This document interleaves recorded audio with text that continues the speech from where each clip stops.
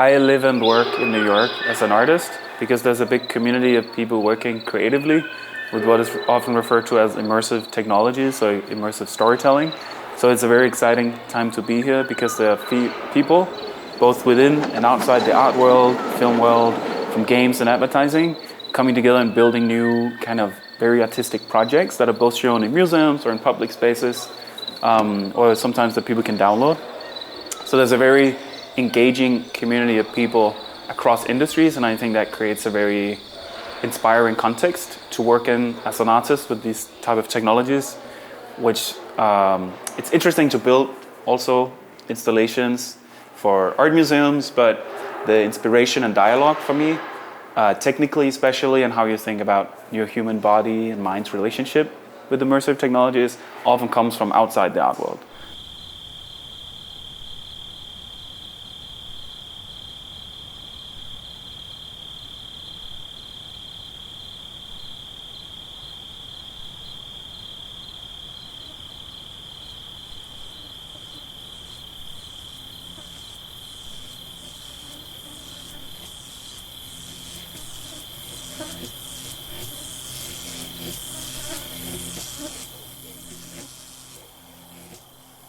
All my work is connected to a lifelong interest in ecosystems, and especially kind of niche, smaller ecosystems, different parts of the world that are changing because of general climate change and things.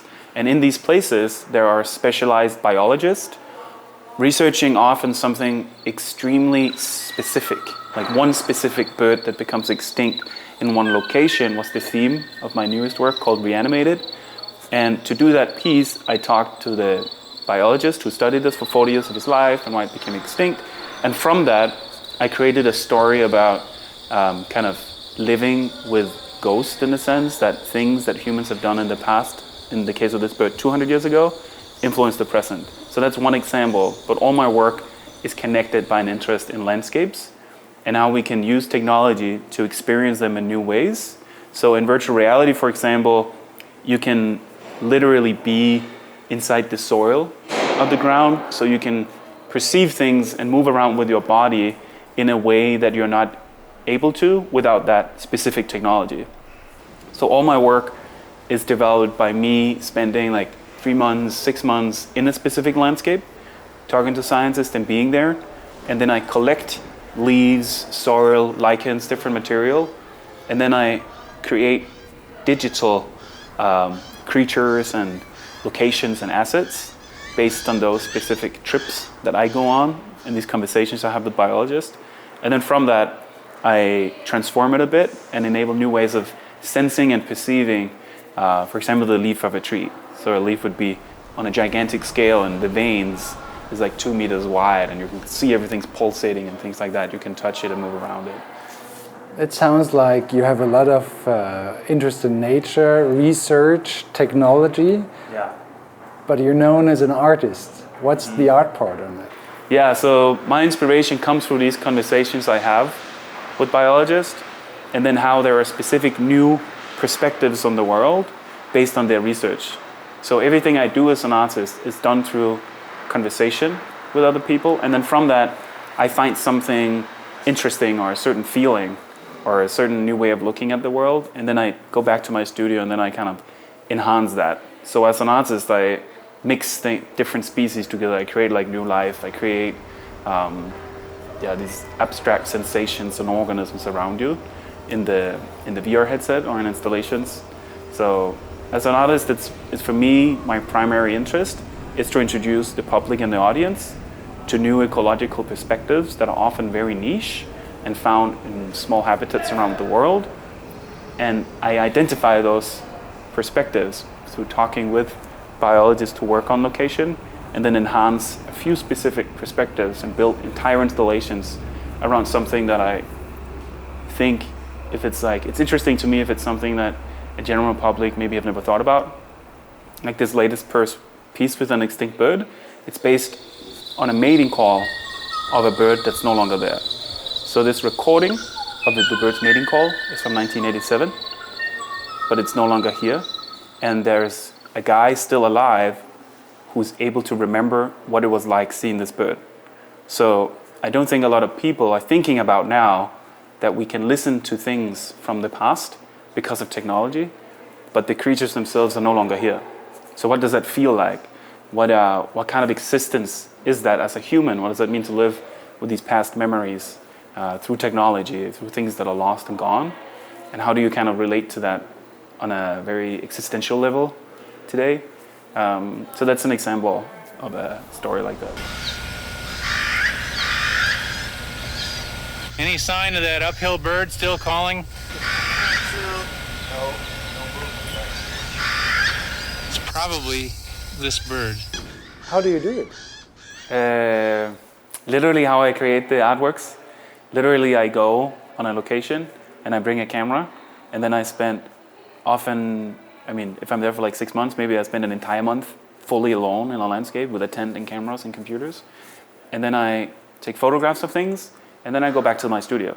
And then in the studio I have different computers, and they're all like connected.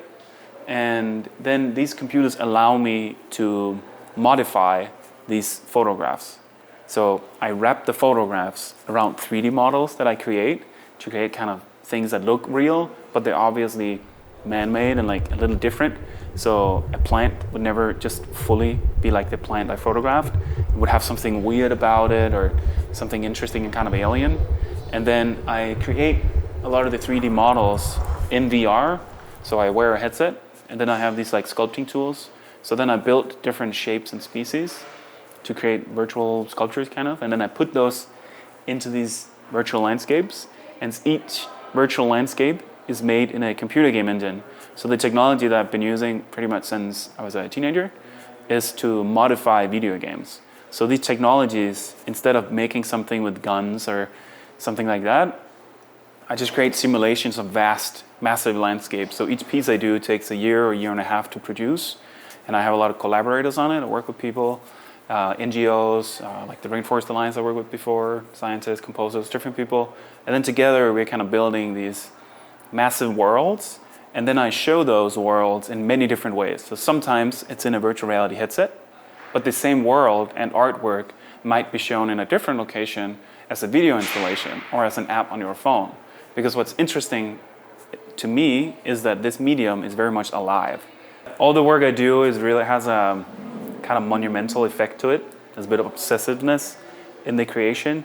So a usual feeling that I aim for the audience is like a sense of in your body, you know, kind of like a sense of surprise, like being overwhelmed by the ecosystems that I've been working with, and that there are other species alive and soil types and microbial life and things in the air that are kind of bigger than yourself.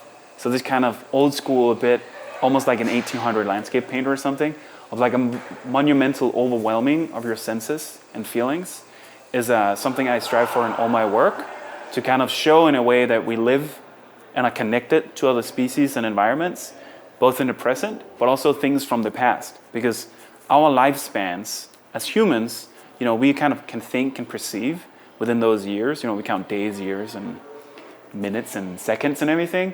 But on a kind of global scale, and especially with ecosystems and other species, you can work up to millions of years, or hundreds of years, thousands of years. And something that happens today could be connected to something that you might think is completely unrelated from like 1,000 years ago. So those jumps in time, I also try to work a lot with in my artwork. So it's this like monumental ecosystems overwhelming you, but there's also a play with time. So sometimes things are extremely slow in my artwork, and then they go quick, or they respond to your movement or audio, like your breathing might influence a virtual atmosphere. So creating awareness? Yeah, it's a kind of creating awareness, but I think as an artist, I'm not so much an activist kind of. I'm more like a poet, or all my inspiration really comes from talking to a lot of, like, right now it's eco-fiction writers.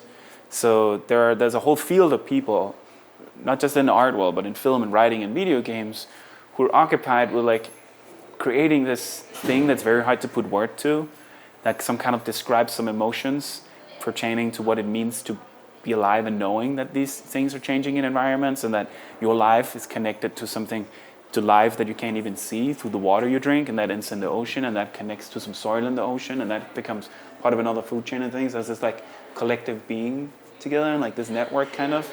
that's very interesting to me as an artist, and it's more those emotions and sensations that are important to me more than the kind of climate awareness. That's always, all my work has that kind of component to it. But I think what I'm good at as an artist, or the reason why I do it, spend so much time on it and everything, is to explore something more emotional or kind of a physical. All the work I do is very sensory. It's a lot about like skin and textures and leaves and wind and things like that.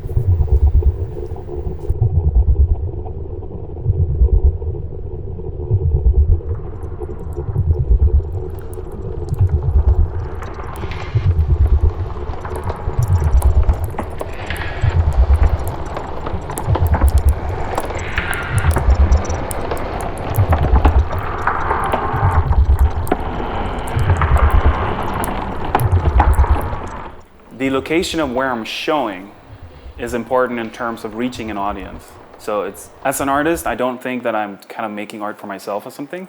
I'm making art for people to experience.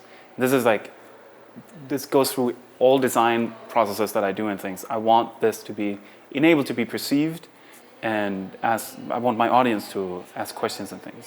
So that's in terms of how I show it, like in Times Square, across the old screens, in museums, as installations. If it's a space that has a public engagement, I'm interested in doing it. If it's not so much. But that's in terms of showing it. That it can adapt site-specific, all the work I do. It can show in many different ways, but the work itself lives as this virtual simulation on a computer. So the work itself is a landscape I built.